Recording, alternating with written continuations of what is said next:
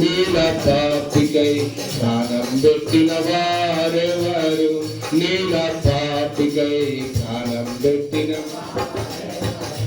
నేను వెదకాకుండా నాకు దొరికితివి, నే ప్రేమించకున్నా నన్ను ప్రేమించితివి. నీవు గాయాలను తరచు రేపితివి, నన్నెంతో సాధించి క్షమించితివి. నేను వెదకాకుండా నాకు దొరికితివి, నే ప్రేమించకున్నా నన్ను ప్రేమించితివి. నీవు గాయాలను తరచు రేపితివి, నన్నెంతో సాధించి క్షమించితివి. ప్రేమగల దేవుడెవరు?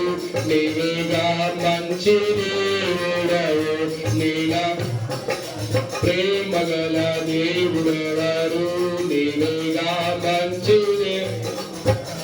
నీతో సంబంధెవరు?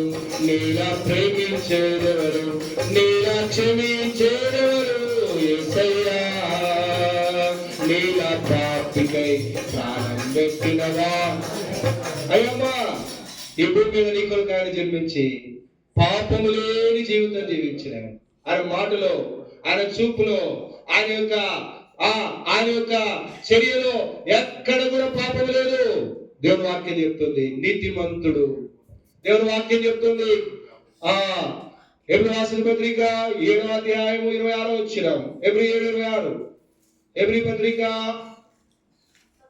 పవిత్రుడును నిర్దోషి నిష్కల్మషుడును పాపులలో చేరక ప్రత్యేకముగా ఉన్నవాడును ఆకాశముడము కంటే హెచ్చైన వాడునైనా ఇట్టి ప్రధాన యాజకుడు మనకు ఎందుకు దేవుడు తీర్పు తీర్చినారు తెలుసా?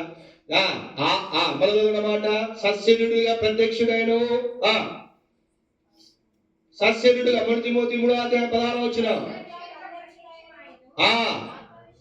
ఆత్మ విషయంలో నీతి పరుడని ఏం వదిలాడు అర్థమవుతుందా? ఆయన పాపం లేకపోతేనే మనకు బదులుగా మరణించగలడు. ఆయన పాపం లేకపోతేనే మన శిక్షణ ఏం చేయగలడు? ఆయన సిలువలో మరణించాడు. అందుకని దేవుడు తీర్పు తీర్చినాడు. ఈయనలో ఆయన తీర్పు తీర్చినప్పుడు ఆయన నీతిమంతుడిగా కనబడ్డాడు. అర్థమవుతుందా? తర్వాత దేవదూతలకు కనబడ్డాడు. రక్షకుడని జన్మలలో ఏం చేయబడ్డాడు? ప్రకటింపబడ్డాడు కదా. ఈ భూమి మీద ఆయనే రక్షకుడని ఎన్ని సంవత్సరాల నుంచి ఎంత మంది ఎన్ని సాధనాల ద్వారా ఏ రీతిగా ఈయన రక్షకుడు, పాపుల రక్షకుడు యేసు ప్రభువారు, మానవుల రక్షకుడు యేసు ప్రభువారు, పాపం నుండి విడిపించేవాడు రక్షకుడని జన్మలో ఏం చేయబడ్డాడు? ప్రకటింపబడ్డాడు.